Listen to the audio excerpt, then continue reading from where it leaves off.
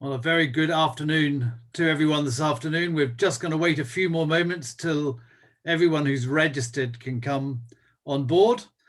So if you take your seats in your homes and give us perhaps a minute, we'll join you properly with the start of our conversation this afternoon with Harry Fecitt and Sylvia May. And we're really looking forward to the conversation, and we're really pleased that so many people from all over the world have managed to come together and join us this afternoon for the promotion of this remarkable book. So this is just a little warning that we'll be starting in about a minute's time, and to welcome everyone who's coming on from in their homes and schools and places of work from across the world. We're particularly keen and excited actually to see so many of our friends from India and Nagaland joining this afternoon. That's very, very exciting. This book, of course, is about Nagas and is written for Nagas. So it's very, very good that we can have so many friends from the hills of Nagaland joining us this afternoon.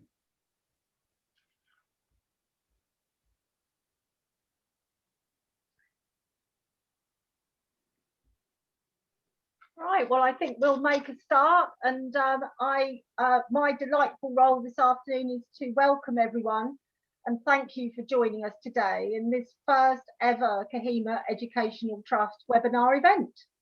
We're delighted that so many of you have been able and willing to tune in, and I know that there'll be many more watching later on. For those of you who might not be familiar with the Kohima Educational Trust, we are a charity. We were set up 18 years ago by veterans of the Battle of Kohima who wished to remember the Nagas and to repay the debt of honour which they felt was due to the descendants of those Nagas who stood by the British, Indian and Commonwealth Army despite their homes and land being destroyed. And last year, together with Infinite Ideas, we published the book, The Road to Kohima, written by Charles Chasie and Harry Fecitt. The book sets out to tell the story of the battle from the Naga point of view. Charles is a Kohima-based author and a former editor and journalist in Nagaland, who spent many months travelling around Nagaland, meeting with the veterans and urging them to tell their stories. His interviews form the base for part of this book, and we're sorry that Charles cannot be with us today. But now I would like to introduce our panelists, Harry Fecitt and Dr. Robert Lyman.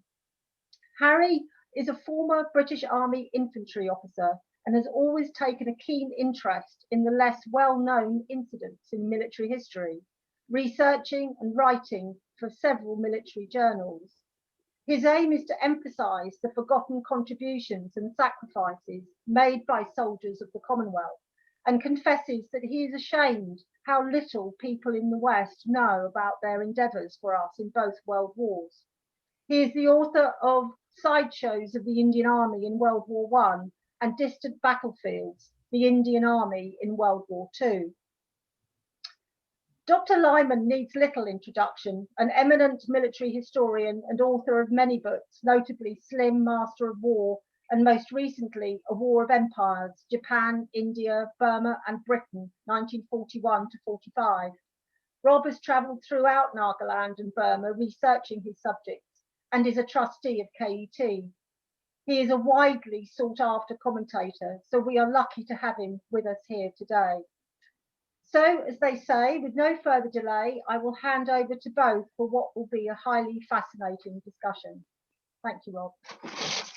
Thank you, Sylvia. And for those who joined after I started, we're really excited to have you on board this conversation this afternoon between myself and Harry. And whilst we've got something of a script, we're going to try and make it as informal as possible, and to really, for the first time, I think, explain why we've produced this book, why the KET has produced this book, and why we think it's very important. Well, I've got a copy in front of me. I know that the copy available to those in Nagaland looks slightly different to this, but essentially it's the same book. And it's a very important book for lots of reasons. And very briefly, in respect of major battles that have occurred throughout history, it's very, very rare to have anything written and developed in an academic sense, so a deeply historical sense of the non-combatants, the people who were living in the area when the invading armies, the conflicting armies came together and fought. And that was the case with the Nagas in Nagaland. This book has been written by Charles Chasie and Harry Fecitt in order to enable Nagas to have a view into the world of their parents and grandparents, many of those whom, after the war, haven't had a voice. It's divided into two parts. Charles effectively has written the first part, and Harry has written the second part. But the theme is the Naga involvement in the campaign. And Charles starts by giving us an introduction to the Nagas and to the Naga attitude to the British, first of all, and then to the Indians and the Japanese. And it's an interesting conversation because the attitude of the Nagas to the Japanese and indeed the British changed as the battle went on. And then what Harry does in the second part of the book is develop the story of the Naga contribution to the campaign through the eyes and ears and experiences of Naga soldiers, with a particular emphasis on Naga involvement. And we'll talk about that as we go through the conversation. But I thought I'd just start by restating, I think, what is obvious to most people who know anything about the Naga Hills, which is that the war came to the Naga Hills without the Nagas themselves inviting it. Indeed, they didn't particularly want or invite the British there either. The British turned up from the Raj in the late 1870s, some of them beforehand in the Brahmaputra Valley, but the 1870s and 1879 will suffice for historical purposes this afternoon. And I'll just read something that Charles has written in the book on the Naga attitude, because it's a good way to really understand what the Nagas thought about the British in 1939, 40, 41, and how that changed during the years that followed. As a people, he writes, the Nagas had no position in the war and remained neutral. Many, in fact, helped the Japanese. The Nagas had little or no reason to fight for the British. Battles with the British colonialists hardly a generation ago were still fresh in their minds, and the relationship was a blow hot, blow cold state. And they had no reason to fight for the Japanese, who they had never before encountered. As was his custom, the Naga only fought and killed identified enemies for specified reasons. If someone insulted him or brought death to his family and kin, vengeance was the only answer he knew. So the Nagas at the start of the war had no say in whether the British were there or not, and whether the Japanese were there or not. It's very interesting, though, that in the years that ran up to the Second World War, the Nagas and the British colonial authorities began to merge. The cultures and society began to merge. And there are a number of reasons for that. And Charles makes it very clear in the book as to why that happened. And I want really just to go from here and start asking Harry some questions. So we know that the Nagas, first of all, opposed the British in the hills in the 1870s. Let's leap forward to 1942 and think back from 1942 to the decades before then, Harry. What, in your view, occurred to change the Naga attitude to the British? Remember, of course, that they weren't particularly fans of the British. They had to learn to coexist with them. So what changed from maybe the First World War onwards to develop the relationship between the British and the Nagas? Right. Well, I believe, and Charles can tell me I'm wrong later if he wants, that at no one time were 100% of the Nagas against the British, nor were they for the British. It all depended on whether they had fought the British, basically, and not all the Nagas fought the British. Some actually helped them during those early wars. But once the British decided to get involved in the Naga Hills, which they didn't want to, because initially there was no commercial reason for going there, but once they did, they ruled with a soft touch, and the kind of colonial officer that they sent there was very often a chap who liked the outdoors and liked local people and was a bit of an anthropologist. And this, of course, helped cement relations. And when the First World War occurred, after a couple of years, there was a big shortage of military labor. And the British, recruited military labor from all over our empire. And what we did in Nagaland was invite Nagas to enlist to go and work as military labor, not as fighters, in France and in Mesopotamia. And I've got to just throw in Manipur here, because south of Nagaland is Manipur, which was a princely state. It was never ruled by Britain, and we had no intentions of ever ruling it. Nagas from there were sent by the princely ruler to France as well. Anyway, the result of this was when the Nagas who survived, and most of them did, came back, to their surprise, they got every silver rupee that had been promised to them. And in that part of the world, that is quite a rare event. So people were happy, and also there was a bit of a cash economy started. So that cemented a sort of give and take relationship where we will live with each other, except, of course, in the northern Kachar Hills, where there was a separate little religious uprising in 1938, but that can come later. So what happened when the Second World War came to the Far East? So, of course, we know that the Second World War began in September 1939 in Europe. The Japanese, of course, didn't invade Southeast Asia until December 1941, but during 1940, there were indications that, the relationship between the United Kingdom and the United States with Japan began to deteriorate. Japan, of course, was heavily involved in China at the time. But what do you think, what can you tell us about what was happening in Nagaland in the early 1940s, so during this period of time, leading up to the point at which the Japanese invaded Burma? What was happening in Nagaland then, and how did that impact on subsequent events?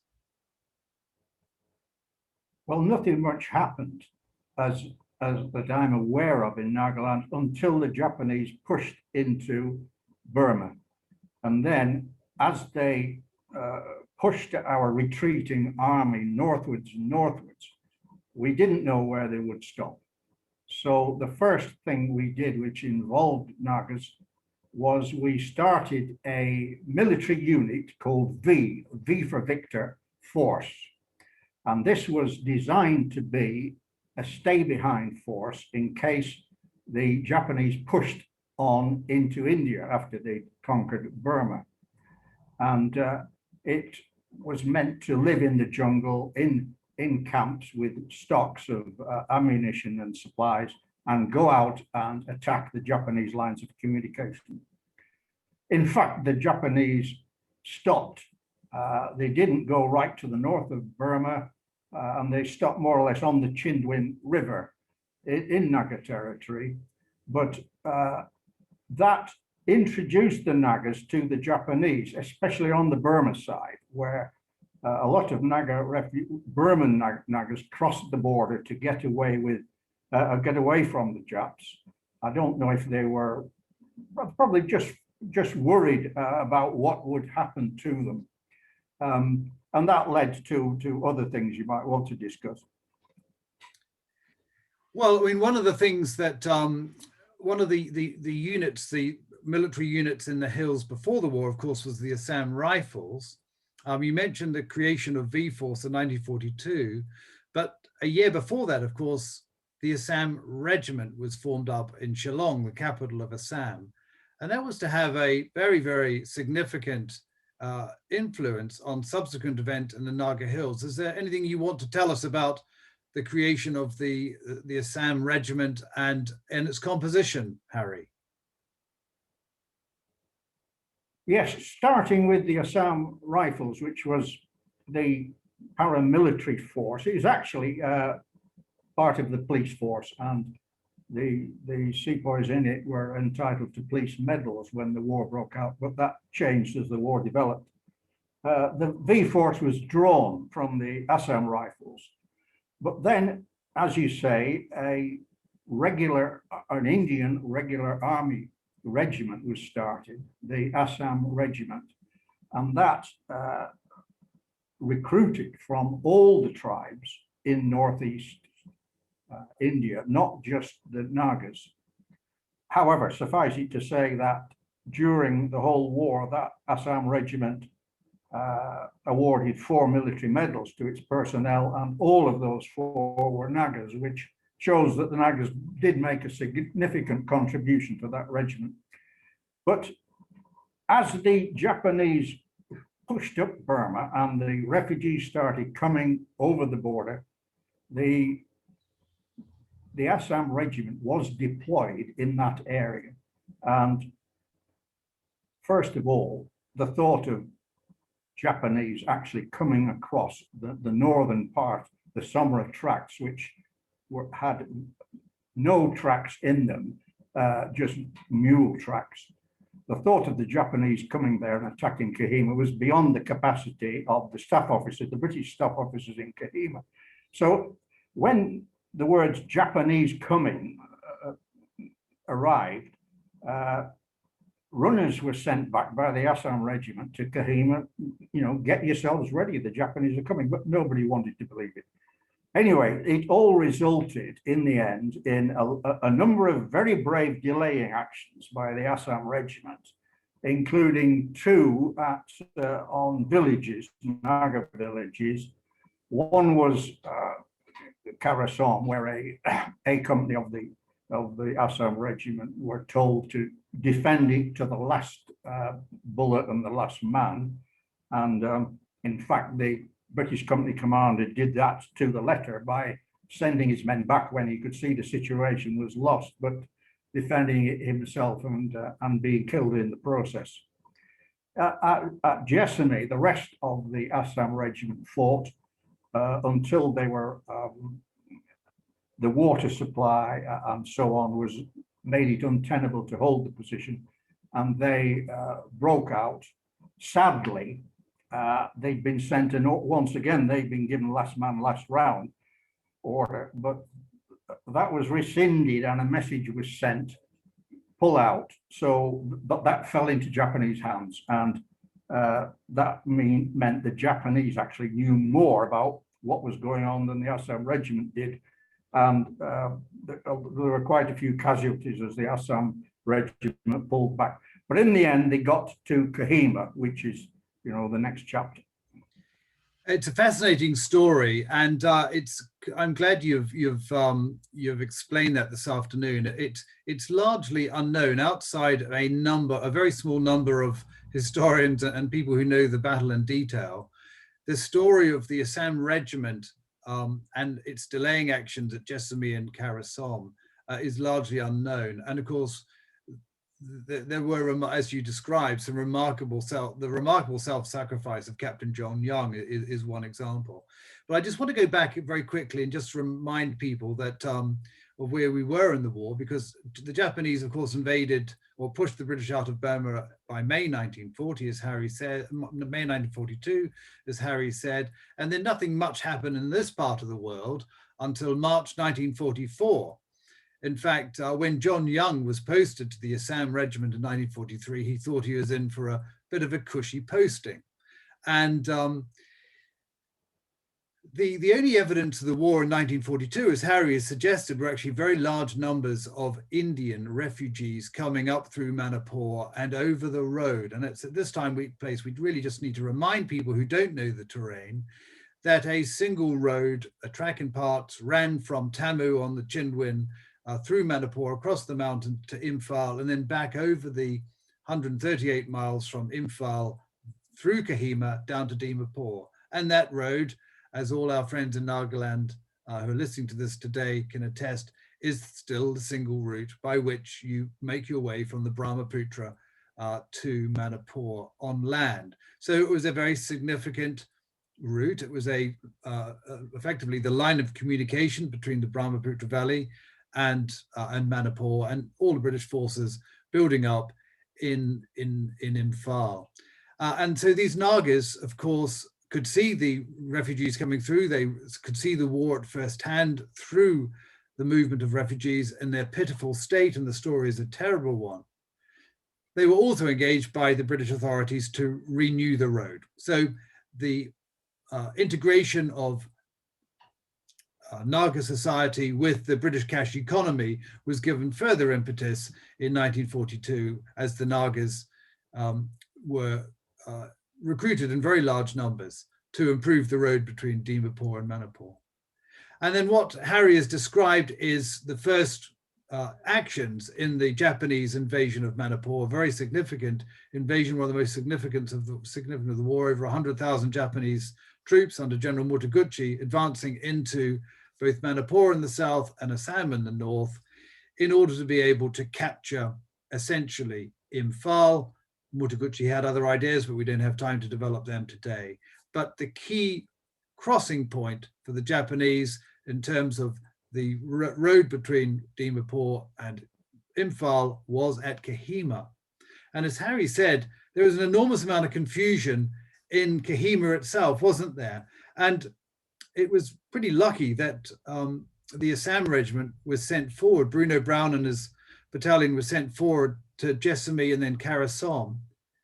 And we mustn't also forget Ukral, Harry. So these three Naga villages were actually the first points at which the Japanese engaged Allied soldiers in the invasion, in the north certainly. And actually those Allied soldiers in the south were a battalion and a bit of the Indian Parachute Brigade, mainly Gurkhas, but in the north, they were members of the Assam Regiment. And if you haven't picked up yet, the Assam Regiment were locally recruited native soldiers, many of them Nagas and some other tribes people as well. And it was a Naga fight for those first 4 days of the engagement with Sato's division, essentially two very strong battalion columns in the north, the guns being carried by elephants and mules at Jessamy in the north and Karasom, that delayed the advance of Sato's forces to Kohima. So tell me a little bit about the confusion at Kohima, Harry. Well, first, I'll just mention the importance of China in the whole business, because, you know, what's Kohima? What's its use? Why bother fighting there?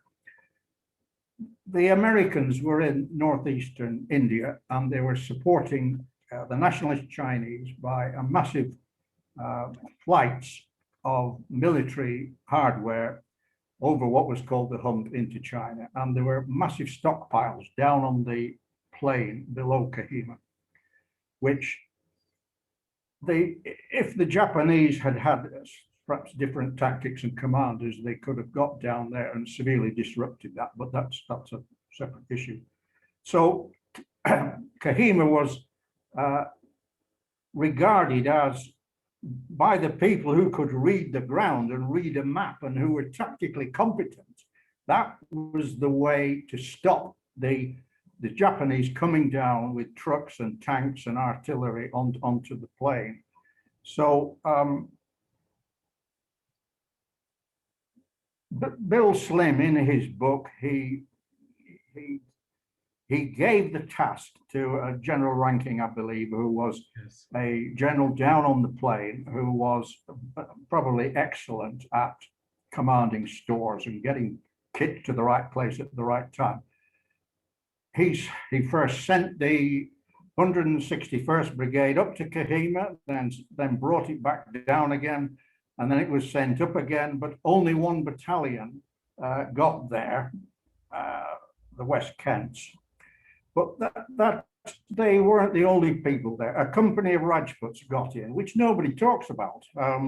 It's been rather looked at as a West Kent battle. So, but I'll stop there, Rob, and let you progress. Well, no, these are wonderful segues, Harry, into the story, because it's an absolutely fascinating story about who writes history and who's written out of it. And I think this book is a clear demonstration that actually the Naga involvement in the Battle of Kohima has been written out of history. It's become a British battle by British veterans, celebrated by British veterans. And the reality is that it was very much, I mean, I would say a Naga battle as well. And let me explain why. Harry's touched on this. So just go back to the 1st Battalion, the Assam Regiment. The battalion was sent forward of Kohima. It's about 40 miles as the crow flies to Jessamy. It's about a 75-mile march if you're having to do it on foot. And the battalion went forward and held up the 2 northernmost columns by about 4 days, Sato's Japanese columns by about 4 days. They were then withdrawn to Kohima, and Colonel Hugh Richards, who was the garrison commander of the garrison, a very weak garrison at Kohima, couldn't believe his eyes when he saw Bruno Brown at the head of his battalion of Assam Regiment marching back from their victorious defense of Jessamy and Karasom on the morning of the 4th of April. And the story really is very simple. The Kohima Ridge was then defended by, as Harry said, the very weak battalion of the Royal West Kents, about 447 men of the Royal West Kents, and the bulk of the Assam Regiment under Colonel Bruno Brown, who had marched back from their early engagement at Jessamy and Karasom. In addition to those men, there was the Assam Rifles, which, as Harry has said, was a militia battalion, essentially a police battalion, pushed into a military role, and what many people at the time described as odds and sods, so military logisticians and transport individuals and stores people. Kohima Ridge, Garrison Hill at the time, was essentially a stores depot on the route between Dimapur and Manipur. And as the Japanese were coming up in dribs and drabs towards Kohima on the 4th and the 5th of April, they faced the defenders of Kohima Ridge. And we've now determined that a very significant proportion of those defenders were Naga, Assam Regiment and Assam Rifles, which is a really important counter to the idea, the general myth that we have, that the defenders of the Ridge were British and that this was a British Rorke's Drift. It was very much a modern Rorke's Drift engagement in the days between, as the battle was fought between the 4th of April and the 18th to the 21st, when it began to be relieved. And as Harry said, a company of the 4th, 7th Rajputs managed to get in before the Japanese tentacles grasped around the ridge.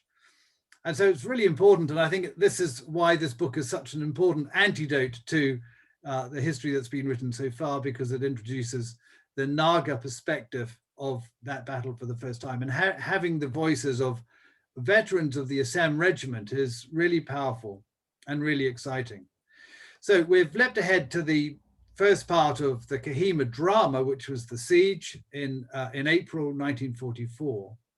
What we've got to remember, of course, is that the Japanese were marching through what is now Nagaland, what became Nagaland in the 1960s, what was known then as the Naga Hills.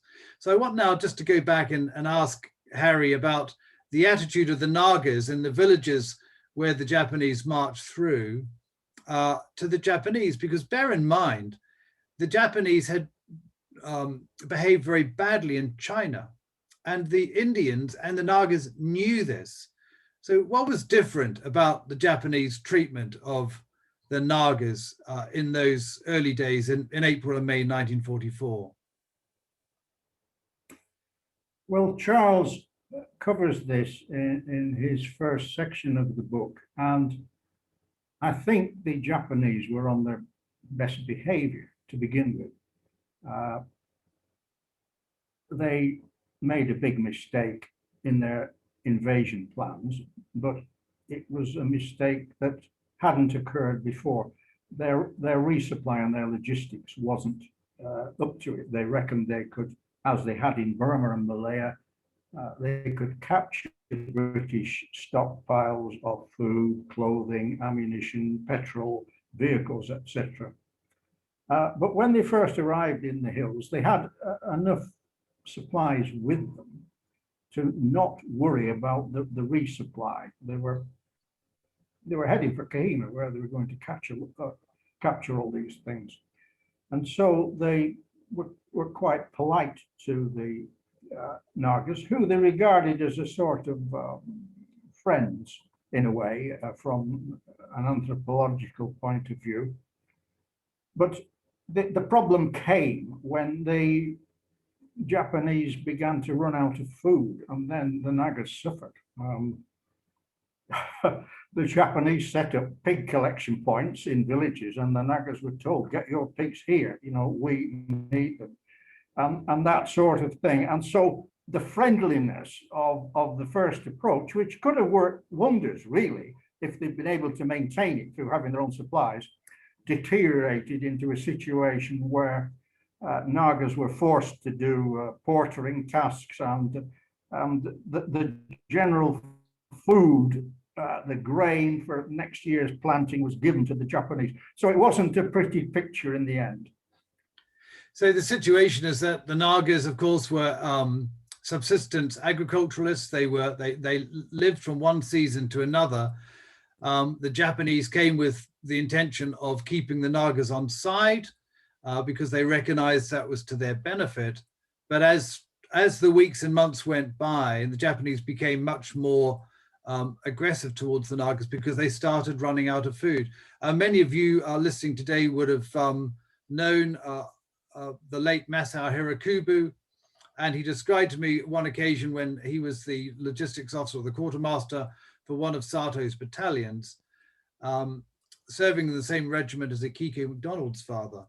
And when the night that he arrived in Kohima, he identified a number of Naga stockpiles of rice and tried to encourage his battalion commanding officer to get a group of soldiers together to collect the rice and protect it from British counterattack. And the Japanese commanding officer said, no, my soldiers are too tired. Leave them to rest, we'll do it tomorrow. Well, the next day, a bombing raid from the air destroyed those stockpiles of rice, and Masao Hirikubu remember that to his dying days, that if only we had kept those supplies of rice, we would have survived Kohima. But it's a very important point, actually. So a little bit earlier, Harry, you mentioned the deputy commissioners of the hill tribes, and there was one primary deputy commissioner in Nagaland called Charles Chasie.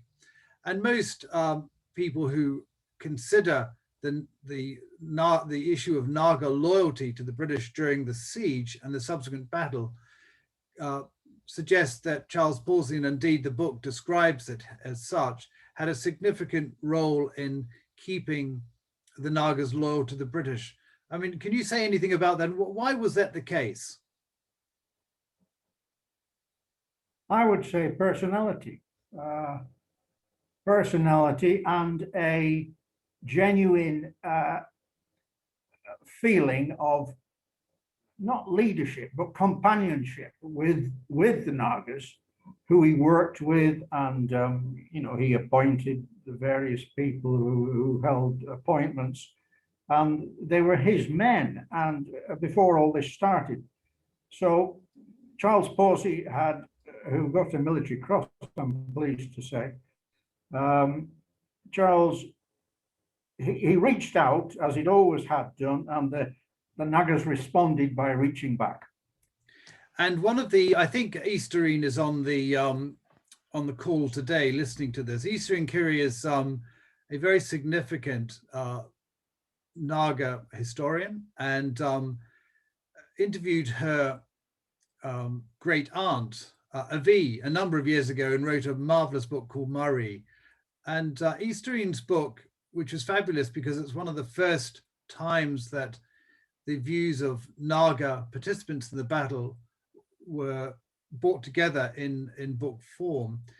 Eastereen describes Murray going into the jungle and having to live off roots and grass and survive amongst the tigers and wild animals in the hills. And it's quite an exciting story.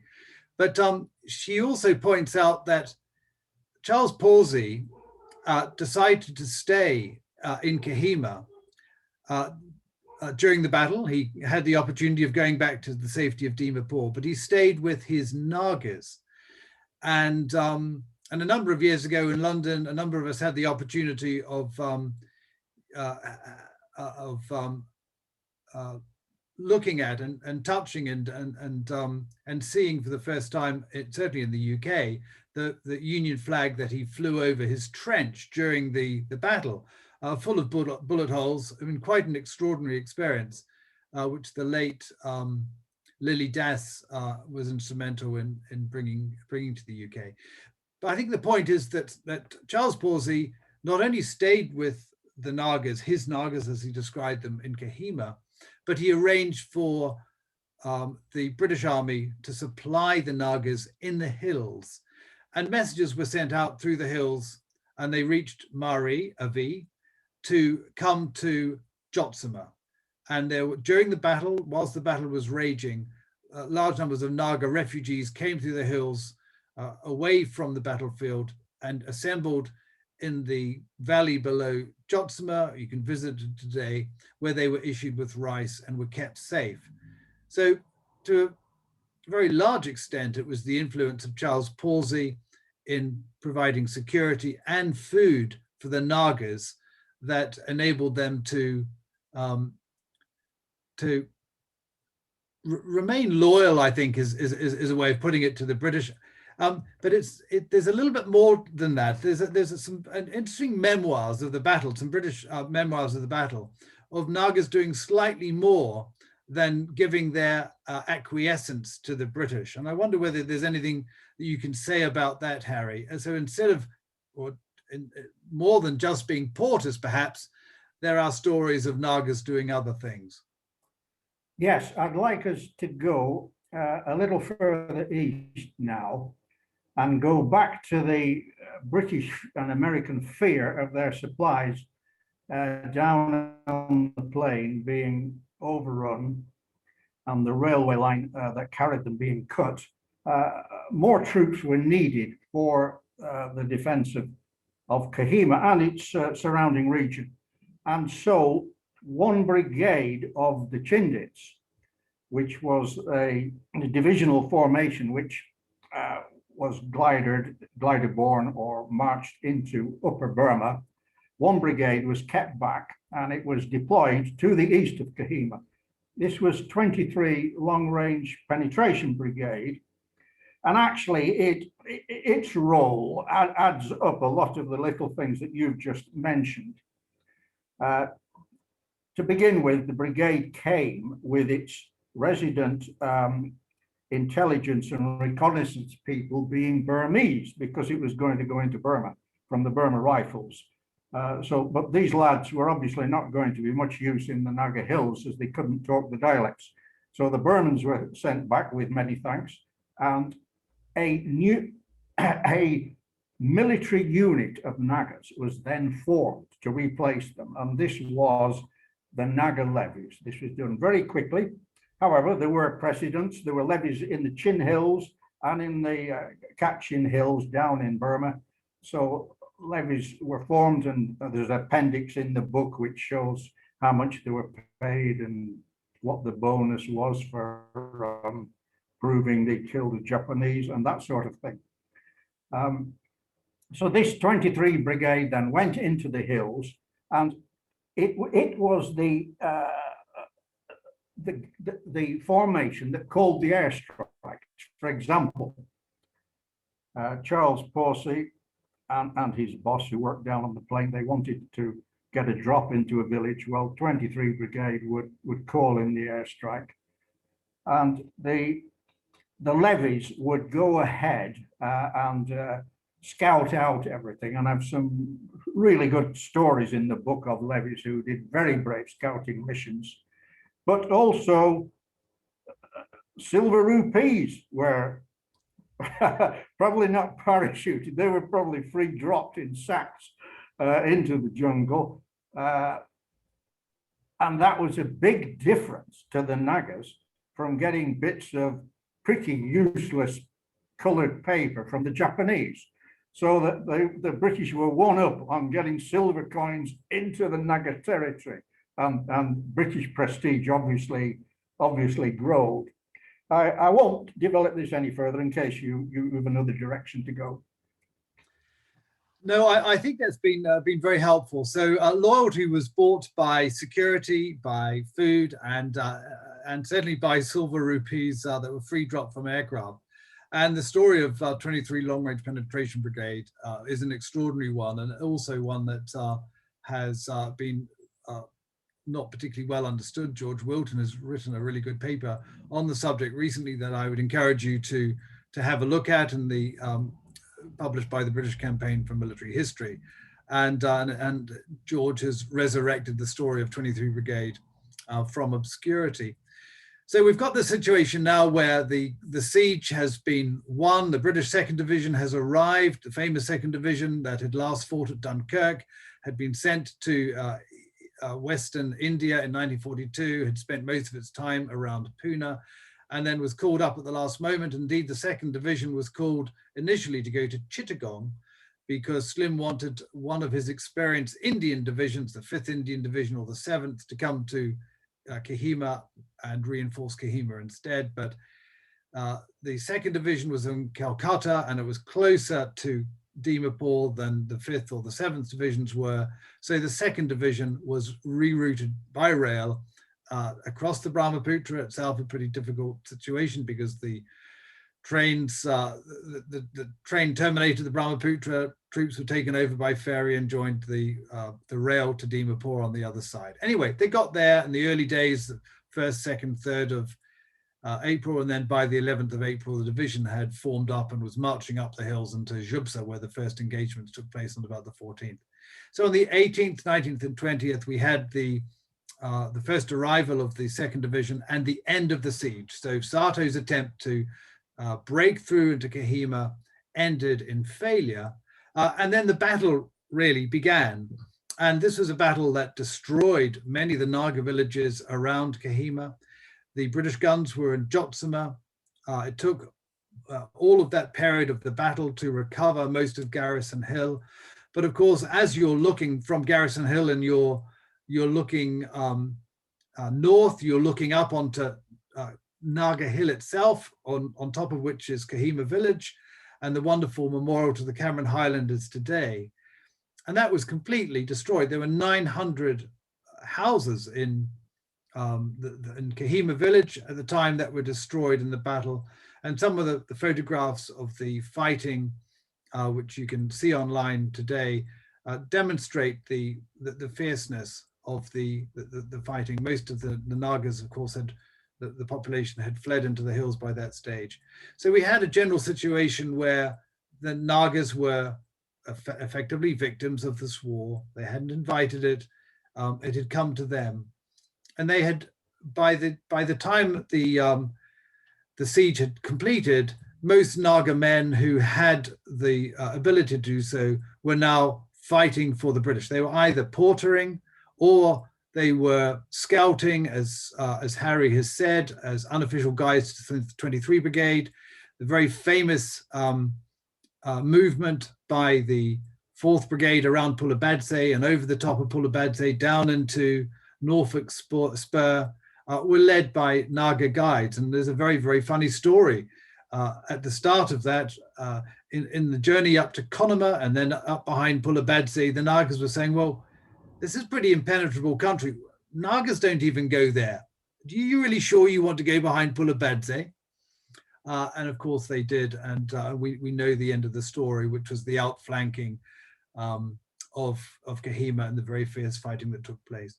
It's worth also saying that quite a number of Naga young men took up arms on behalf of the British and fought very bravely in an unofficial capacity against the Japanese. And Charles has mentioned the prize that was given for evidence of the reward rather that was given for evidence of Japanese killed in battle. So that's probably all that I want to say this afternoon. I think I'm going to leave a few minutes now for Harry to read a citation. Harry, I'll leave you to decide what citation to read, but for people to get a sense of the bravery of these young men who joined the Assam Regiment and the Assam Rifles and fought in the Great Battle of Kohima in 1944. There's one thing I want you to take away from this afternoon. It wasn't a British battle. It wasn't even an Indian battle. It was very much a Naga battle. Then Harry rather, will read out one of the citations. And I think at the end of that citation, we'll finish the conversation. But I hope you've enjoyed this afternoon. It's an attempt really to get you to think about purchasing this for yourself. If you're in Nagaland, we'll let you know how to do it, and read it amongst your families and let people know about the history of your town and your history and the history of your grandparents, your own history in what was one of the great turning point battles of the Second World War. So Harry, who have you got for us this afternoon? Very quickly, I'm going to talk about Pulibadzi Mountain because it brings in another aspect of Naga involvement. My old battalion, the Loyal North Lancashires, had a battalion up there as a recce battalion. 1,600 Nagas were mobilized of the Naga Porter Corps to get that battalion up, to cut steps, to maintain steps, to carry supplies. And when it came to casualty evacuation, it took 12 Nagas, 2 days to get one stretcher case down the mountain. That's the kind of terrain and the effort put in by the Nagas. Right, now I'll read you the citation for my favorite Naga, Sepoy Lozali Angami, who got a military medal. On the 8th of May, 1944, at Rekroma, Sepoy Lozali Angami hid in the jungle near the Dihom Rekroma path. He waited until a single Jap came along and sprang out and killed him with his sword. A little later, 2 Japs came, both armed. With a complete disregard for his own safety, he attacked them. He killed the first and the second fled, dropping his rifle. An enemy patrol came to investigate, and Sepoy Lozali Angami threw one of the grenades he had captured into the middle of them, killing at least a further one and wounding several. He then returned through the jungle, bringing the identification documents and weapons of his first 2 victims. A splendid example of courage and achievement. Fabulous. Well, that's a very good way for Harry and I to end this afternoon. We're going to hand back to Sylvia, the Chief Executive of the Kohima Educational Trust, to say a few words again about the Trust. I think it's worth saying it now to repeat, say something again, Sylvia, about the Trust and what we do, and also about how to get hold of the book. So thank you very much. Sylvia, over to you.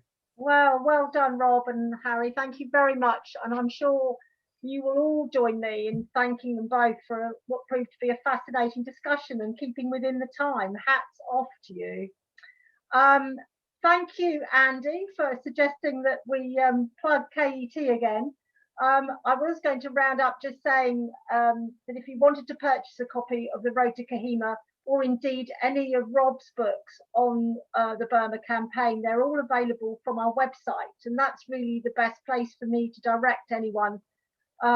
There you will see all our projects and the work we do, and any book bought from our website, all the money goes to KET.